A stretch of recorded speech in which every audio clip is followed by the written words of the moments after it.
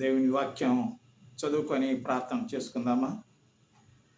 దేవుని సమస్తమైన ఆజ్ఞలను అనుసరించి మనము నడుచుకొనినప్పుడు మనకు నీతి కలుగును.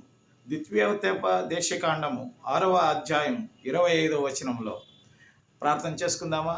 మా పరమ తండ్రి, నీకు వందనాలయ్యా, స్తోత్రం. మేము నీ ఆజ్ఞలు గైకొని నీ సన్నిధానంలో భయము భక్తిగా ఉండటానికి నీ కృపను మాకు అనుగ్రహించు స్వామి. అప్పుడే మాకు నీతి కలుగునని చెప్పావు స్వామి. కష్టాలలో, శోధనలో, బాధల్లో, అప్పుల్లో, అవమానాలు అటువంటి ప్రతి బిడ్డలందరి కొరకు ప్రార్థన చేస్తున్నాను.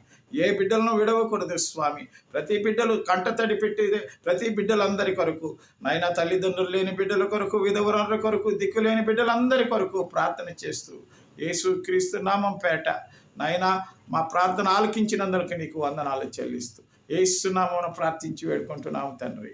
ఆమేన్.